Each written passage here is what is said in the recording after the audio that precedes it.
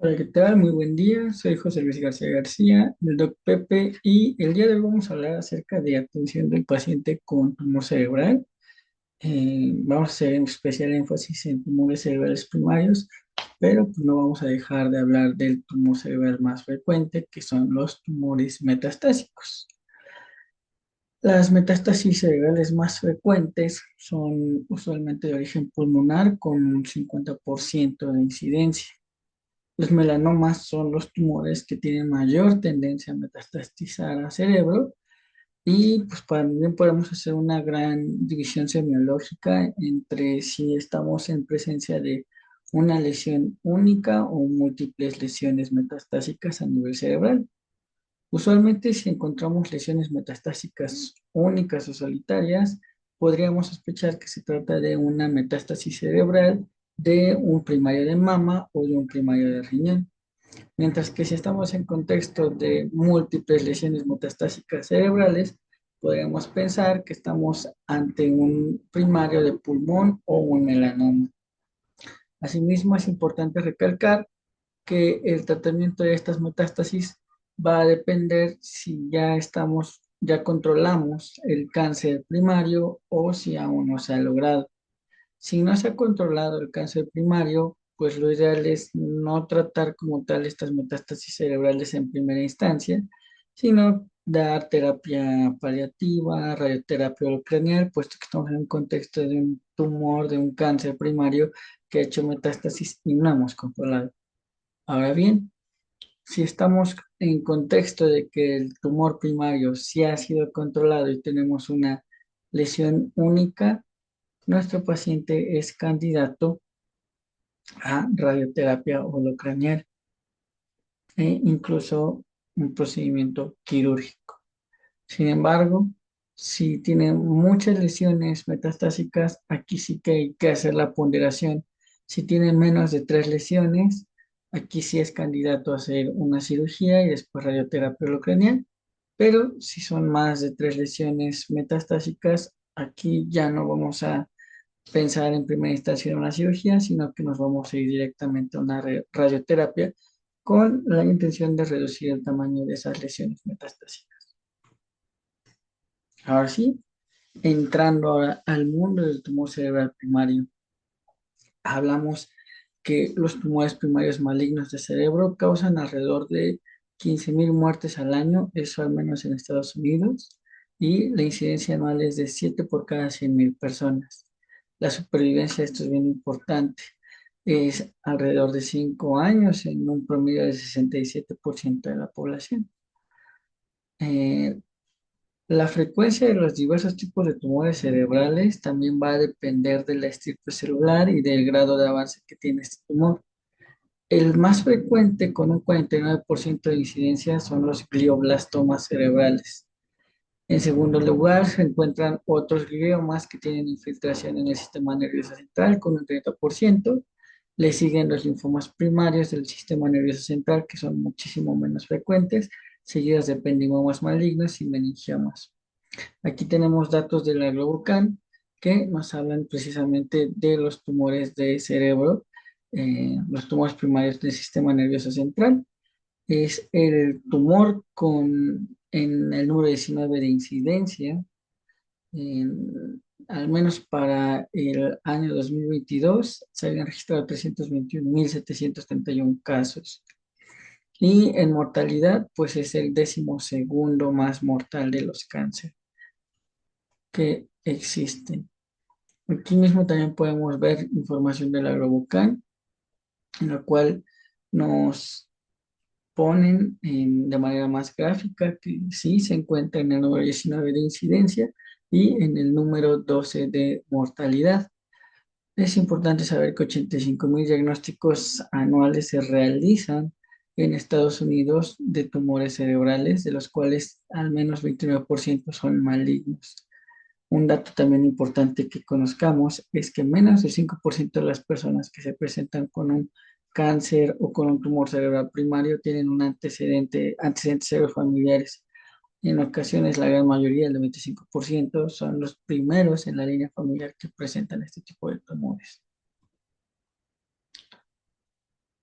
Hay una pregunta muy importante que podemos hacernos respecto a los tumores cerebrales primarios y es si el uso de aparatos electrónicos, electrodomésticos, háblese de teléfonos celulares, el electromagnetismo que generan, pueden generar un tumor cerebral primario o tiene una asociación con un aumento de la incidencia de tumores cerebrales.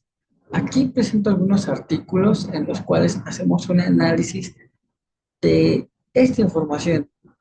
Este artículo es bien importante porque es un metaanálisis que nos habla acerca de si hay una asociación entre el uso de teléfonos celulares y la incidencia de tumores cerebrales. Y se hace un metaanálisis sistemático en el cual reunieron muchos artículos, 425, de los cuales se obtuvieron los siguientes datos. Primero, los estudios más importantes que aquí tenemos fueron los que hizo la agrupación de Harden, que hizo un estudio entre 1999 y 2013. También otra asociación que se llama Interphone realizó 9 estudios entre el 2006 y 2015 y otros estudios de distintas sociedades que encontraron datos que nos resultarían un poquillo controversiales. Por ejemplo, aquí tenemos información de estos dos estudios principales, el estudio Harder y el estudio Interphone. ¿Y qué datos nos dicen? Bueno, veamos. Aquí hablamos acerca de distintos factores importantes del uso de teléfonos, por ejemplo, el número de años que han estado utilizando los pacientes que estuvieron durante el seguimiento del estudio y la relación con la incidencia de tumores cerebrales, que fue lo que encontraron. Pues básicamente en el Harder encontraron que había una incidencia de más bien un odds ratio de 1,62 en las personas que tenían uso de teléfono de más de 10 años, mientras que también era importante las horas acumuladas porque teníamos un odds ratio de 3,65, es decir, había, al menos fijé en estos datos, que hay 3,65 veces más de riesgo de tener un cáncer cerebral primario o un tumor cerebral primario asociado con un uso de más de 10.000 horas de llamadas con el teléfono, que esto pues prácticamente sí es un dato eh, temerario de decirlo, pero pues al final del día ahí está la información. Interphone, por su lado, respecto a las horas acumuladas de llamada, ¿qué nos dice? Pues que también hay 1,25 veces más de riesgo de tener el, el desenlace de un tumor primario si tienes una acumulada de más de 10.000 horas. Al menos esos fueron los datos que encontraron.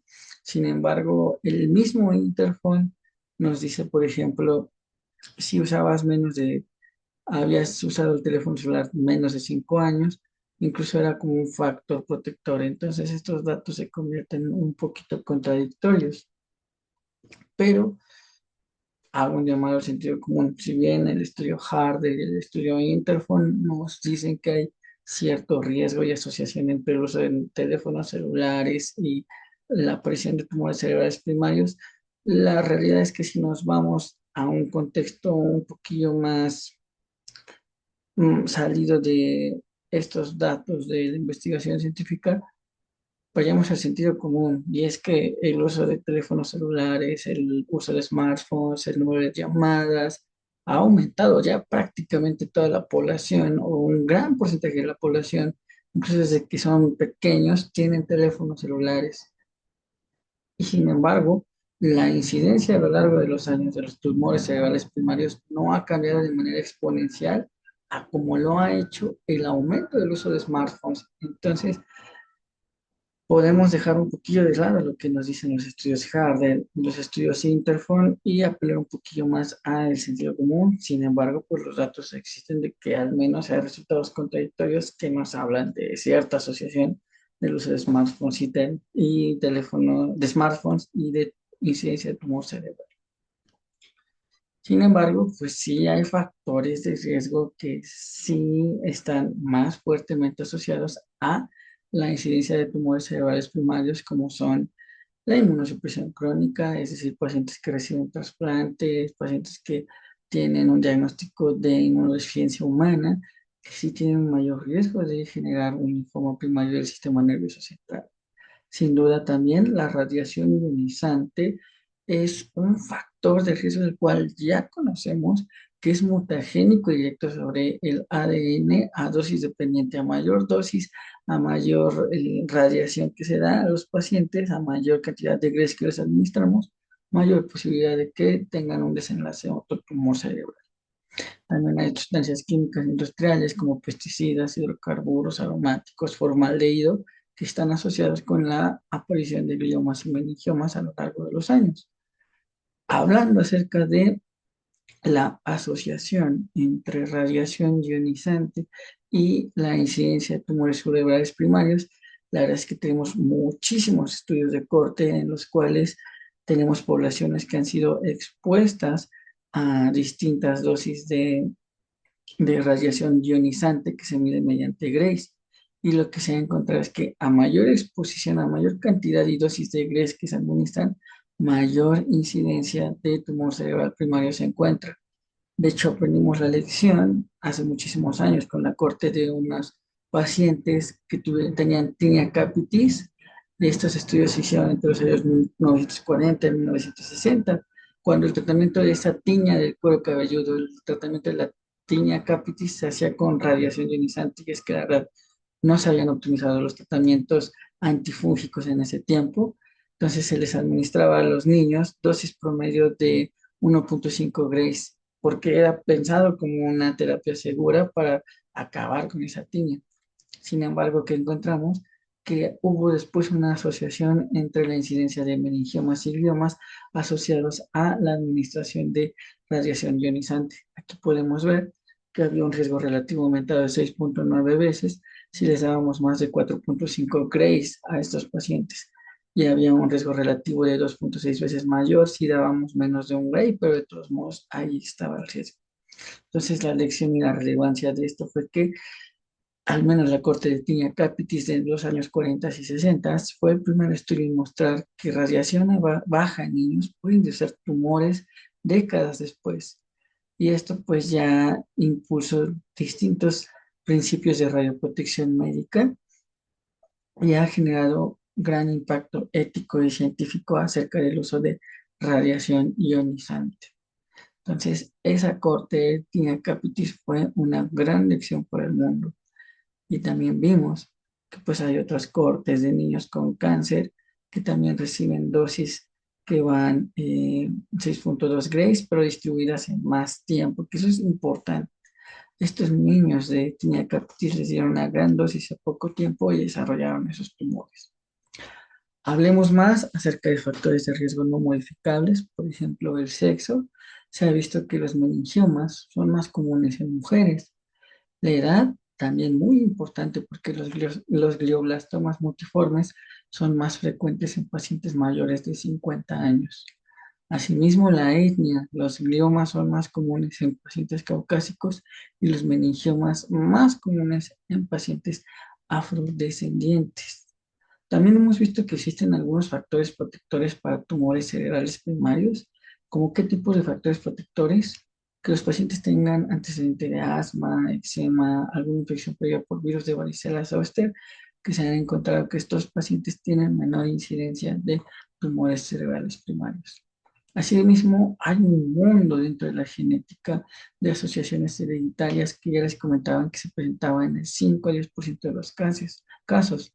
Y esto depende de afectaciones genéticas. Por ejemplo, hay pacientes que cursan con neurofibromatosis tipo 1, tipo 2, en los cuales hay afectación de los genes de NF1 y de neurofibromatosis tipo 2, los cuales tienen mayor asociación con la aparición de gliomas ópticos, schwannomas y meningiomas, que sin duda son tumores cerebrales primarios. Asimismo, la esclerosis tuberosa tiene afectación genética en los genes TSC1, TSC2, que se asocian con mayor aparición de astrocitomas superpendimarios de células gigantes.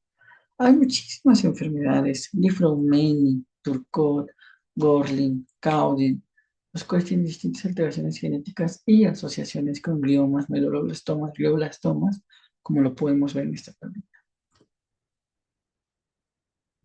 Ahora bien, hablemos un poco acerca de la fisiopatología, de cómo se genera un tumor cerebral primario.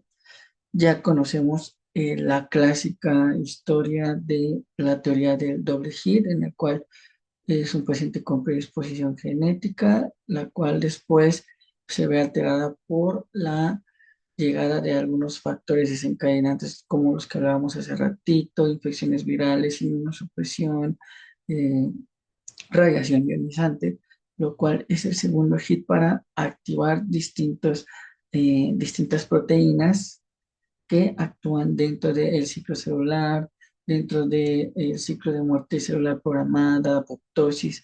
Los genes, ¿cuáles son? Y los más importantes que hemos encontrado, por ejemplo, a nivel genético, el gen de neurofibromatosis tipo 1, que actúa sobre RAS, pero asimismo tenemos muchísimas más asociaciones, incluso hablando del segundo hit, y asociaciones ambientales que también pueden activar la vía de RAS, la vía de P13K, BARF, las cuales al final del día nos van a dar cambios en BRAF, MEC, y van a generar alteración en la proliferación, migración celular, supervivencia de células anómalas, la invasión a otros tejidos y angiogénesis, como podemos ver en esta imagen.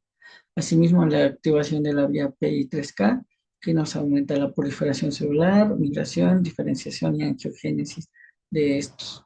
Asimismo, la vía BARF, que va a activar P2-1 y el BCL2, y que también nos va a generar algunas asociaciones con otros tumores, como el ya conocido síndrome de Gorlin, en los cuales los pacientes también presentan alteraciones cutáneas. ¿Sale? Entonces, todo un mundo la parte de la fisiopatología de los tumores cerebrales. Y aquí damos una representación de cómo se da esa proliferación anómala celular. Se genera igual la angiogénesis y pues ese crecimiento tumoral.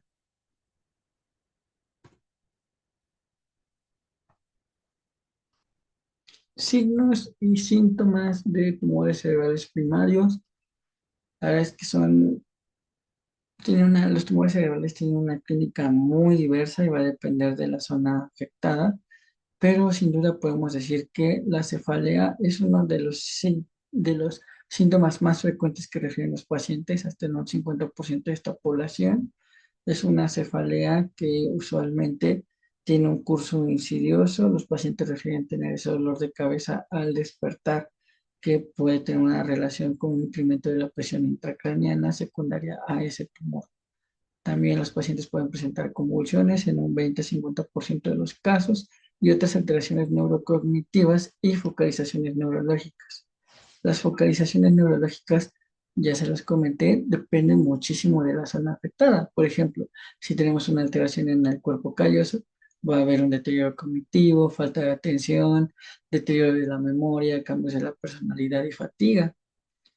Si tuviéramos una alteración en la silla turca, hablando también eh, pues, de la hipófisis de la pituitaria, sobre todo hablando de pituitaria, tendríamos alteraciones incluso ópticas, semianopsias bitemporales, cefalea, síntomas hormonales, sobre todo, porque pues ya sabemos que en la pituitaria es donde se producen, tenemos la adenohipófisis y la neurohipófisis, donde producen múltiples hormonas, hormona de crecimiento, eh, la activadora de la actividad de la hormona adrenocorticotropa, problemas con hiperaldosteronismo, problemas de cortisol, hipercortisolismo, disfunción sexual, cambios menstruales, incluso alopecia, pero todo esto dirigido a si tenemos un problema a nivel de pituitaria, crecimiento que nos estaría dando una compresión pituitaria, pues tendremos también esas alteraciones hormonales derivadas de la misma, hasta pensar, ¿por qué no?, en una síndrome de secreción inadecuada de hormona antidiurética, etc., etc. Si pensáramos que tenemos o tuviéramos la sospecha de focalización en el lóbulo frontal, pues encontraríamos déficits motores, porque recuerden que ahí tenemos pues la corteza motora prefrontal, También tendríamos cambios de personalidad, deterioro de la cognición y del funcionamiento ejecutivo y afasias expresivas, porque acuérdense que pues aquí tendríamos pues una alteración como la afasia de Broca. A nivel del lóbulo temporal tendríamos alteración de la percepción auditiva, deterioro de la memoria, convulsiones con autopsias superiores, afasias receptivas o incluso disminución de habilidades como la percepción de la música, no podrían hacer esa distinción. Si tuviéramos alteraciones en el lóbulo parietal, tendríamos déficits sensoriales, porque acuérdense que tenemos aquí la corteza sensitiva, eh, y ahí pues eso explicaría pues esa parte de alteraciones sensitivas. Cuadrantopsias, así también como acalculia, grafia, agnosia y también alteraciones en el razonamiento espacial, negligencias contralaterales, apraxias. Si tuviéramos alteraciones en el lóbulo occipital, tendríamos también déficit del campo visual. Pues, acuérdense que la parte occipital se encarga de la parte visual. A nivel cerebeloso, si tuviéramos un tumor, tendríamos clínica de ataxia, el paciente no coordinaría bien para caminar, movimientos oculares incontrolados, o sea, esa parte también, el nistagmo, pues, o esos movimientos, un nistagmo no abatible nos haría sospechar, sobre todo pues, que tenemos un tumor que está afectando a la parte cerebelosa. Y pues sin duda lo más peligroso es que estuviera también en troncoencefálico, afectando ahí a cualquier un par craneal, nos podría dar incluso diplopia, alguna alteración facial, problemas para la deglución, debilidad en las extremidades, porque ahí también se realiza la decusación de las pirámides, motoras y cefaleas. Entonces, es un mundo la clínica que podemos tener dependiendo de la localización de nuestro tumor cerebral primario. Ahora bien, si tenemos pacientes que tienen esos datos de alarma de focalización neurológica, de cefalea, recurso insidioso, eh, estos son indicaciones para que solicitemos un estudio, puesto que estamos sospechando que tenemos una alteración intraparenquimatosa, ya sea dependiente de volumen, hipertensión endocrinal, que necesitamos nosotros corroborar para poder hacer el envío a neurocirugía y decir, el paciente tiene una tumoración cerebral, amerita resección o incluso quimioterapia, quimioadyuvancia para el tratamiento de este mismo. Acuérdense que ustedes como médicos de primer y segundo contacto, pues no pueden hacerlo todo. Al final del día el manejo tiene que ser multidisciplinario. Nosotros como médicos internistas nos tenemos que apoyar y hacer la referencia al servicio de neurocirugía, hacer referencia al servicio de oncología para que todos como un equipo lleven a el mejor puerto al paciente.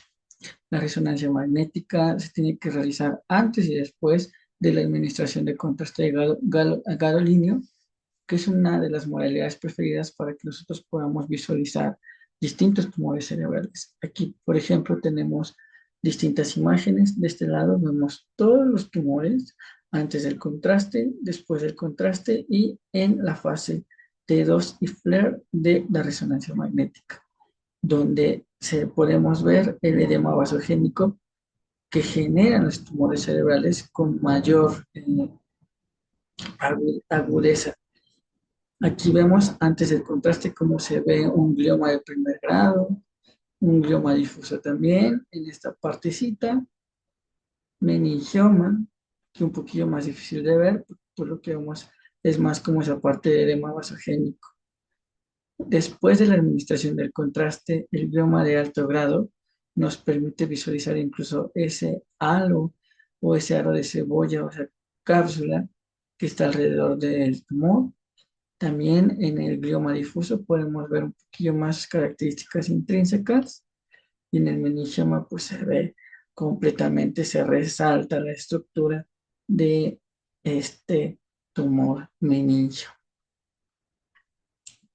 Asimismo, en FLAIR pues podemos ver con mayor agudeza la cantidad de edema vasogénico que está condicionando ese tumor. ¿Cómo hacemos nosotros el diagnóstico de un tumor cerebral? Pues, clínica e imagen. Pero también estos pacientes ameritan en cierta medida pues un manejo quirúrgico, eso es cierto, y durante la cirugía se toman biopsias y con las biopsias ya podemos tipificar el tipo de tumor que tenemos. Esto lo vamos a hacer con la biopsia y la descripción histológica y molecular. La principal descripción molecular que se hace es viendo si el tumor es isocitrato deshidrogenasa, tiene más bien un patrón de isocitrato deshidrogenasa de tipo salvaje o común, o un patrón de isocitrato deshidrogenasa mutante. Y de acuerdo a ello, nos va a decir qué tratamiento tenemos que dar. Si es grado 4 se va a radioterapia y a quimioterapia, pero si es de bajo grado, como un astrocitoma con IDH o isocitrato de deshidrogenasa de tipo salvaje y tiene una histología de astrocitoma y está en grado 2, podemos hacer algunas quimioterapias con menos cantidad de efectos adversos, a diferencia en el contexto de un glioblastoma que sea de grado 4. ¿Cómo los patólogos le hacen para tipificar este tipo de tumores? Pues para eso existe la clasificación de los astrocitomas de acuerdo a la OMS, lo dividen en grado 1, grado 3, grado 2, grado 3 y grado 4. Esto dependiendo del grado de atipia nuclear que tengan esas células de la biopsia, la actividad mitótica que tengan, a mayor actividad mitótica, peor el pronóstico, el grado de proliferación endotelial. Si hay proliferación endotelial, estamos en contexto de un tumor que está haciendo angiogénesis, un tumor que está creciendo, entonces también más maligno. Y si hay datos de necrosis indeseable, es un tumor maligno que lo clasificamos como un glioblastoma grado 4 o de alto grado. Estos prácticamente son incurables. Usualmente, pues antes tenían una supervivencia menor de un año y medio. Se ha visto que con nuevas terapias, radioterapia, quimioterapias adyuvantes, se ha mejorado hasta 2 años y medio la supervivencia de estos pacientes. Pero pues así básicamente se hace la tipificación histológica. Hablemos un poquito de cada uno de esos tumores, cuáles son los más representativos y la clínica que suelen tener. Por ejemplo, el astrocitoma pilocítico, aquí como podemos ver en esta imagen, cuando se hace el procedimiento quirúrgico, se toma la muestra, se ve bajo el microscopio y vemos estas fibras de Rosenthal que son patognomónicas de un astrocitoma pilocítico. Usualmente se va a encontrar más en tumores de niños que tienen clínica cerebelosa o datos de hidrocefalia, con lesiones quísticas en el cerebro. Aquí tenemos un oligodendroglioma, el cual se caracteriza porque tiene este anillo periférico. También podemos ver licuefacción dentro del tumor y en la toma de biopsia vemos estas células en huevo frito. Los pacientes que tienen oligodendroglioma suelen debutar con crisis epilépticas y pues como pueden ver aquí las lesiones son calcificadas y la anatomía pues muestra estas células en huevo frito. La verdad, creo yo que estas preguntas serían muy específicas si te fueran a hacer un examen, muy manchadas, pero pues hay que saber que existe estas características histológicas. Creo que sería más como para un examen de oncología o incluso para un examen de neurocirugía, pero ya es bastante manchado, la verdad. Pero hay que conocerlos. También hay otros tumores embrionarios que se caracterizan, como aquí podemos ver, a nivel histológico, las rosetas de Homer Wright. Usualmente pues también vamos a encontrar uno de los tumores embrionarios más comunes son el meduloblastoma, de hecho es el más común en la infancia. Son niños que se presentan con hidrocefalia secundaria, pues a lesiones en el techo del cuarto ventrículo y pues en la histología se encuentran estas rosetas de Homer Wright. Los meningiomas igual son muy comunes. En la histología podemos encontrar estos cuerpos de Samoma Y el paciente clásico sería una mujer que tiene una lesión que capta intensamente el contraste como si fuera un foco o una bombilla. Y es una lesión extraaxial que está en contacto con la dura madre y tiene pues ese realce dural y a veces remodelación ósea, que en este caso no lo llegamos a encontrar. Otro tumor son los schwannomas vestibulares. Y en la histología se encuentran fibras de Antoni y neurinomas acústicos en adultos con hipoacusia neurosensorial y lesión del octavo par craneal. Estos son característicos de pacientes que tienen otras alteraciones genéticas, como por ejemplo la neurofibromatosis tipo 2, que se suele asociar pues, precisamente con estos neurinomas del acústico. Otro gran grupo de tumores primarios son los linfomas, donde hay infiltrados linfocitarios perivasculares. Estos son muy agresivos, usualmente se encuentran en pacientes inmunodeprimidos con lesiones cerebrales que pueden adoptar varios aspectos, pero que desaparecen al administrar corticoides. De hecho, eso puede decirse que es casi patognomónico de un linfoma cerebral que tienen esa disminución de su crecimiento considerable después de la administración de los corticoides. También los hemangioblastomas, que son tumores de sangre, que usualmente se encuentran en la fosa posterior, tienen una característica quística a nivel cerebeloso y pues usualmente los pacientes que tienen estos tumores de hemangioblastomas también los vamos a encontrar con un aumento de hematocrito, que quizá eso sí puede presentarse en un examen. Hemangioblastomas, tumores cerebrales. Hemangio, de angiogénesis de sangre con aumento del hematocrito. También los linfomas son importantes. Y a lo mejor yo si me hubiera manchado, preguntaría en el examen los neurinomas acústicos y la asociación con neurofibromatosis tipo 2. Meningiomas, tal vez podríamos preguntarlo por una imagen de una tomografía o incluso una resonancia en la que se vea pues ese aumento realce con el contraste. Medulloblastoma, recuerden, en niños sobre todo y es el tumor embrionario más frecuente. Y las rosetas de Homero Simpson, de Homero Wright. Las células de huevo frito en los oligodendrogliomas y debut con crisis epiléptica, que pues realmente son como los más representativos y que probablemente se puedan ser sujetos a examen. Ahora bien, los tumores cerebrales primarios tienen que tener un abordaje multidisciplinario, como ya lo venimos comentando. Eh, los pacientes se presentan con cefalea, dependiendo del tamaño del tumor, pero también pueden presentarse con crisis epilépticas. Estas pueden ocurrir en 75% de los pacientes que tienen gliomas y algo muy importante es que antiepilépticos viejitos como el fenobarbital, la carbamazepina o la fenitoína estimulan a la citocromo P450 y pueden tener mayores interacciones medicamentosas. Háblese de interacciones medicamentosas con los medicamentos de quimioterapia o con los medicamentos que ya usan de base estos pacientes. Por ende, preferimos en el manejo de los pacientes que tienen un tumor cerebral primario y tienen crisis epilépticas el uso de levetiracetam, lacosamida o clobazam, porque tienen menor interacción medicamentosa, porque no actúan sobre la citocromo P450. El uso de los antiepilépticos después de la cirugía de un tumor cerebral se puede realizar de rutina, pero la evidencia todavía es escasa. Entonces, si les pidieran utilizar un medicamento por una crisis epiléptica asociada a un tumor cerebral, sin duda alguna yo recomendaría levetiracetam. Ahora bien, dependiendo del crecimiento del glioblastoma o del tumor cerebral eh, con el que nos encontremos, es importante también dar manejo al edema cerebral vasogénico.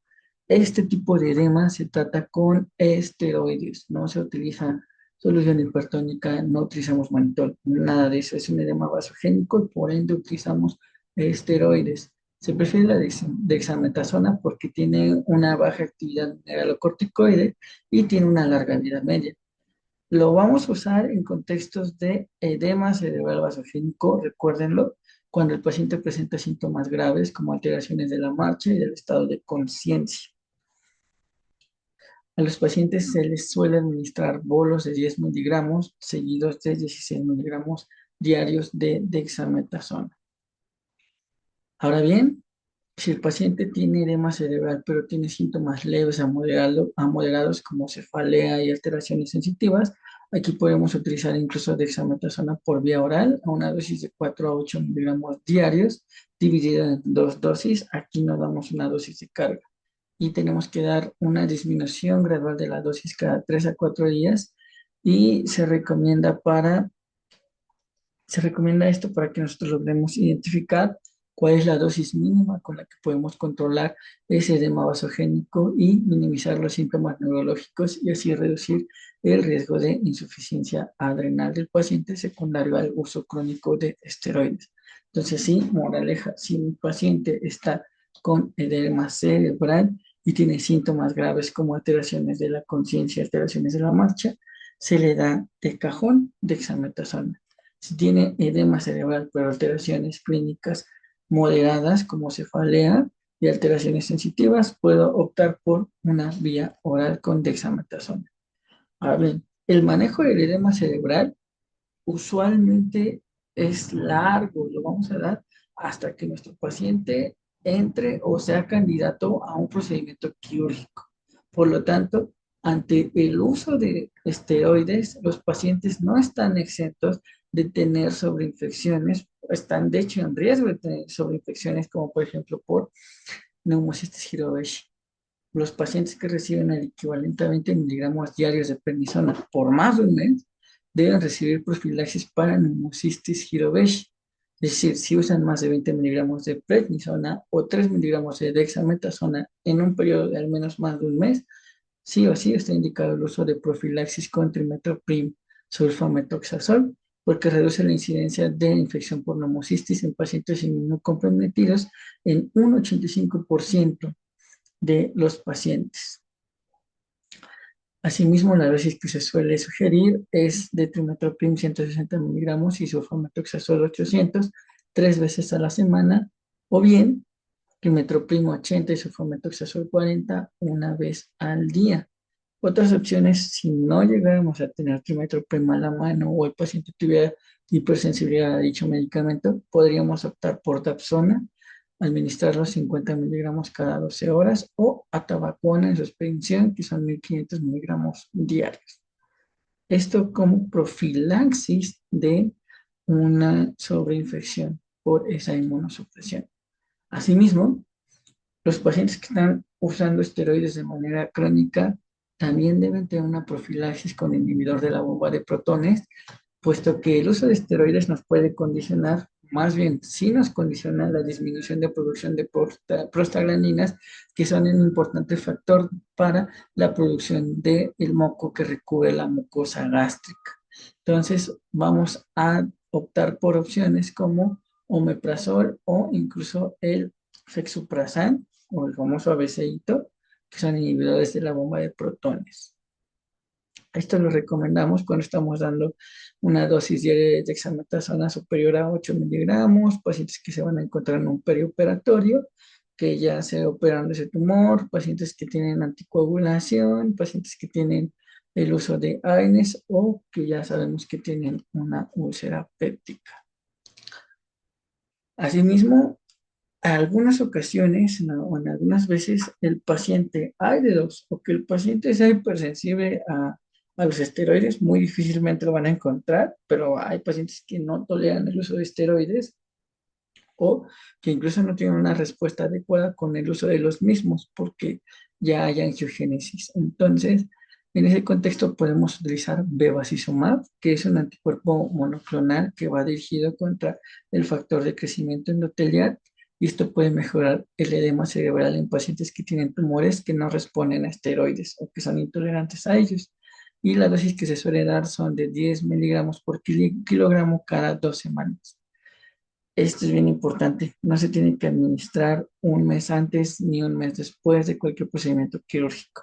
Y esto es casi como regla general con todos los medicamentos que actúan contra la VEGF, pero no solo esos medicamentos, sino también los que los medicamentos que van contra el factor de necrosis tumoral, medicamentos anti-interleucina 17, básicamente todos los anticuerpos monoclonales no los podemos utilizar un mes antes y un mes después de un procedimiento quirúrgico, están proscritos.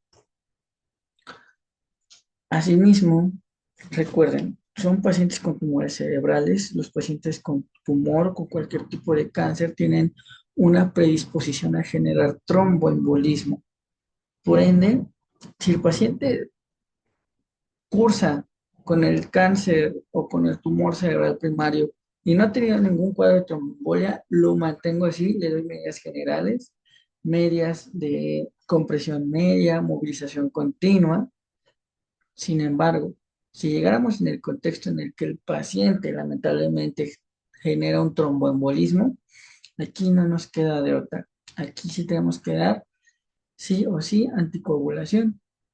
Podemos dar medicamentos como son rivaroxaban o apixaban, que son inhibidores del factor 10A.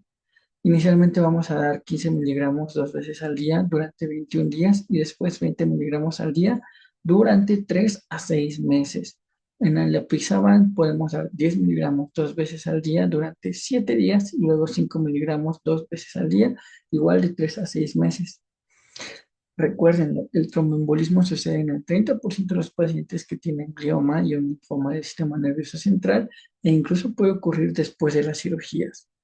También es importante saber que hay que brindarles tromboprofilaxis postquirúrgica a los pacientes e idealmente hay que brindarla 24 horas después de la cirugía.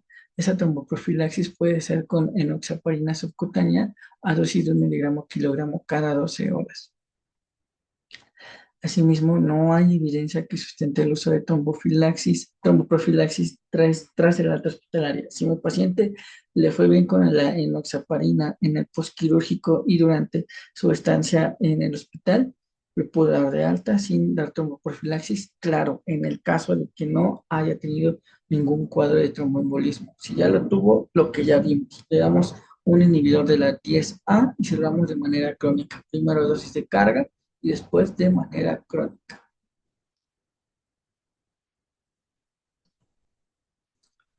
Hay mucha evidencia que nos habla acerca del manejo del tromboembolismo. Por ejemplo, aquí tenemos un estudio original de New England donde se hizo la investigación del uso de edoxaban para el tratamiento de tromboembolismo asociado a cáncer. Aquí vimos que tuvimos una población a la cual le administramos edoxaban y otra a la cual le dieron dalteparina. Básicamente fueron 522 pacientes del grupo de edoxaban y 524 del grupo de dalteparina, y lo que vieron fue que hubo tromboembolismo, recurrencia de tromboembolismo en el 12% de la población con edoxaban y 13,5% en la población de dalteparina. Entonces, aquí podemos llegar como una conclusión de que sí hubo una disminución de la recurrencia de tromboembolismo en el grupo de edoxaban a lo largo de los 360 días que se estuvo dando este seguimiento a estos pacientes. Entonces, la anticoagulación para tromboembolismo venoso se debe continuar al menos 3 a 6 meses, incluso en pacientes con tumor cerebral, debería mantenerse de manera indefinida, como se ha hecho con estos estudios, ya que si nuestro paciente no tolera el uso de anticoagulantes porque tiene un altísimo riesgo de sangrado, el uso de filtros de vena cava puede considerarse cuando la anticoagulación pues sea muy, muy riesgosa. Pero aquí podemos ver que sí, los inhibidores de la 10A tienen cierto grado de superioridad comparados con las heparinas. Asimismo, aquí hay otro estudio que fue publicado en JAMA. Aquí hubo igual una comparación de los anticoagulantes orales contra las heparinas de bajo peso molecular y pues el resultado fue la recurrencia de tromboembolismo. Tromboembolismo fue menor en el grupo de los anticoagulantes orales comparados con los del grupo de heparinas de bajo peso molecular.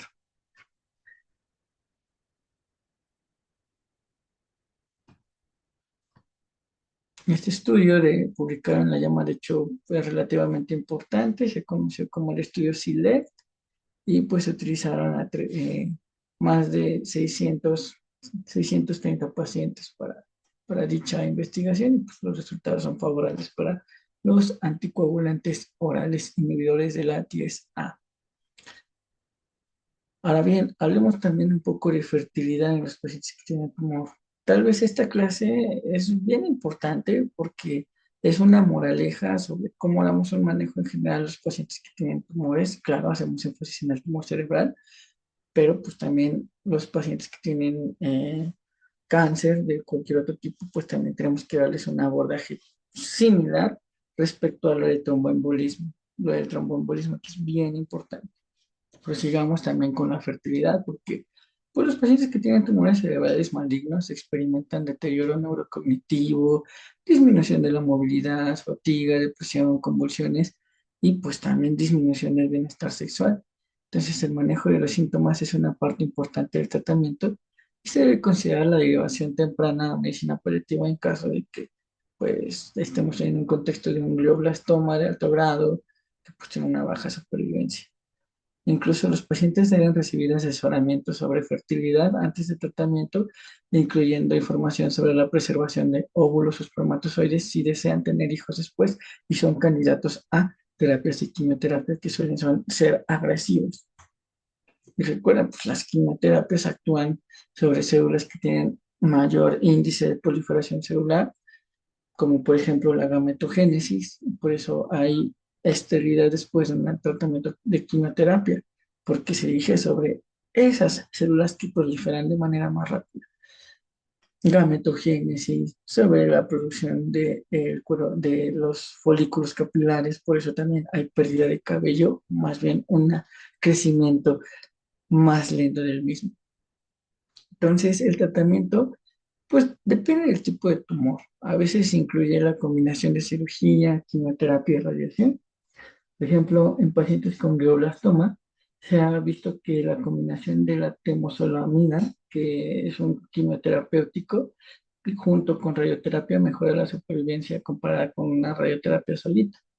De hecho, supera a supervivencia de 2 años en un 27,3% comparado con un 10,9% de quimioterapia sola. La supervivencia a 5 años es de 9,8% en el grupo de radioterapia y quimioterapia, comparado contra solo un 2% en los pacientes que pues solo reciben radioterapia solita. Algo interesante para ver igual es el procedimiento quirúrgico. Por ejemplo, aquí podemos ver que están haciendo la extirpación quirúrgica de un tumor, el cual se puede realizar con contraste y también este, ese contraste es como un dato curioso, se llama ácido 5-aminolebulínico o ALA, que es un agente de imagen óptica que facilita la visualización del tejido maligno durante la cirugía. Entonces esto nos va a ayudar a hacer la resección total del tumor de manera macroscópica y se va a asociar a una mejor supervivencia libre de progresión y supervivencia global en los pacientes. Otra cosa importante es, como ya lo hablábamos, el glioblastoma es el tumor cerebral primario más frecuente con un 49% de incidencia. La edad media de presentación es en torno a los 53 años. Y la característica es que muestra un anillo de realce tras la administración de contraste, pero pues a pesar de toda la disponibilidad terapéutica que tenemos, pues la mediana de supervivencia suele ser de 1 año tras el diagnóstico y depende de la decisión del paciente si desea entrar a cirugía, radioterapia, quimioterapia, pues suele brindarle, pues como ya lo vieron, una esperanza de vida relativamente corta. A 2 años es considerable, pero ya a 5 años es mínima, casi nula. Pero pues recuerden que pues, quimioterapias como la temozolomida en conjunto con la radioterapia y el procedimiento quirúrgico pueden aumentar esa supervivencia a 5 años de un 2% hasta un 10%. Entonces la temozolomida, como pueden ver aquí, es un medicamento que actúa sobre las, pues a nivel de la cadena de ácido desoxirribonucleico, actúa como un factor de, un factor de metilación de estas, de esto, bueno, metila el material genético al final del día, altera la estructura de la cadena de ácido desoxirribonucleico y con eso nos altera la producción de proteínas celulares, lo cual pues lleva a la muerte celular programada porque se inhibe la producción pues de proteínas intracelulares. Asimismo, la radioterapia se puede administrar entre 3 y 6 semanas después de la cirugía y los pacientes deben recibir radioterapia a dosis bien altas, 60 grays y generalmente se administra durante 6 semanas en 30 fracciones de 2 grays con la administración simultánea del agente alquilante oral que es la temozolomida. Justo esa es la palabra que estaba buscando. Un alquilante del material genético. La temozolomida se debe reanudar 4 semanas después de finalizar la radioterapia, generalmente durante 5 días consecutivos cada 28 días, con un total de 6 ciclos mensuales. Como datos importantes. Y aquí pues les dejo unos esquemitas de cómo se hace el tratamiento y tratamientos alternativos para el glioblastoma y astrocitomas con IDH mutante. Hasta aquí con el video del día de hoy. Espero que les haya agradado. Voy a tratar de dividirlo también para que puedan ver ciertas partes de cada uno de estos con mayor detalle. Recuerden dejar un comentario, un mensaje, un like. Me gustaría mucho que me fomentaría a seguir haciendo esto. Pues nada, hasta aquí. Chao, chao.